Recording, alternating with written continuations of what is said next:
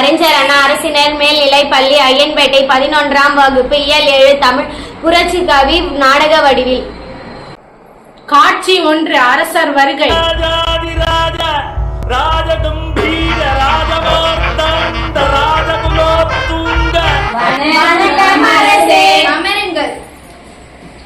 சபை அரங்கேறட்டும். மந்திரியாரே, நான் என் மகளுக்கு கவிதை கற்றுக்கொள்ள விரும்புகிறேன். அதற்கான கவிஞர்களை தேர்ந்தெடுங்கள். உத்தரவு ராஜா.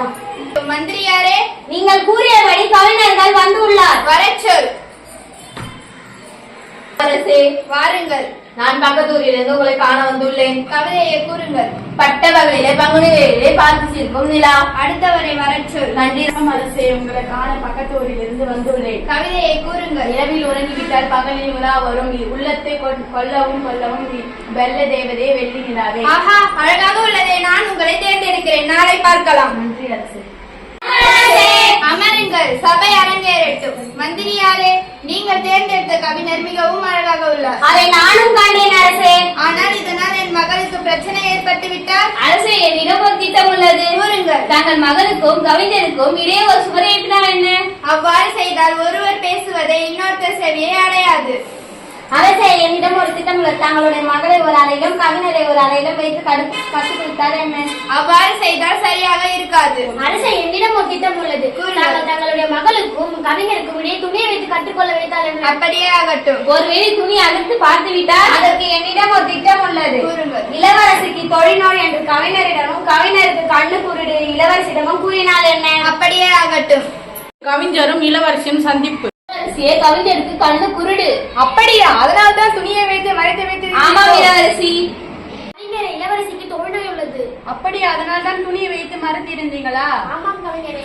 காட்சி 5. பௌர்ணமி நாள் அன்று. விண்ணிலவே விண்ணிலவே விண்ணை தாண்டி வருவாயா, விளையாட ஜோடி. இவ்வளவு அழகாக யார் பாடுவது? கவிஞரே, உங்களுக்கு கண்ணு குருடு என்று கேள்விப்பட்டேன். உங்களுக்கு தான் தோல்நோய் என்று கேள்விப்பட்டேன். எனக்கு அப்படி ஒன்றும் இல்லை. எனக்கும் அப்படி ஒன்றும் இல்லையே. 6. சில நாட்களுக்கு பின். மிகவும் அழகு. உங்கள் கவிதையும் மிக அழகு. கவிதையும் அழகும் ஒன்று சேருமா? விஷயம் இதால் அரசருக்கு சொல்லி முடிவு கட்ட வேண்டும். அரச சபை. அமருங்கள். சபை அரங்கேறட்டும். மந்திரியாரே, இளவரசியும் கவிஞரும் காதில் இருக்கிறாராம். அப்படியா? இளவரசியும் கவிஞரும் காதில் இருக்கிறாராம். இதற்கு என்ன செய்யலாம்? அரசியலிடம் ஒரு திட்டம் உள்ளது. நம் முறைப்படி கவிஞருக்கு மரண தண்டனை என்ன? அப்படியே ஆகட்டும். 8. மரண தண்டனை நிறைவேற்றும் இடம். மக்களே, நாளைக்கும் உங்களுக்கும் இதே நிலைமைதான். நாங்கள் போனாலும் தமிழ் போகாது. தமிழ் என்றும் நிலைத்திருக்கும். தமிழுக்கு மரணம் என்று கிடையாது. அவர் இல்லை என்றால் நானும் இருக்க மாட்டேன். அப்படி என்றால் இருவருக்கும் தண்டனை அறியுங்கள். வேண்டாம் அப்பா, அவரை விட்டு விடுங்கள் அப்பா. தமிழுக்கு என்றும் மரணம் இல்லை. தமிழ் எப்போதும் அழிவதில்லை.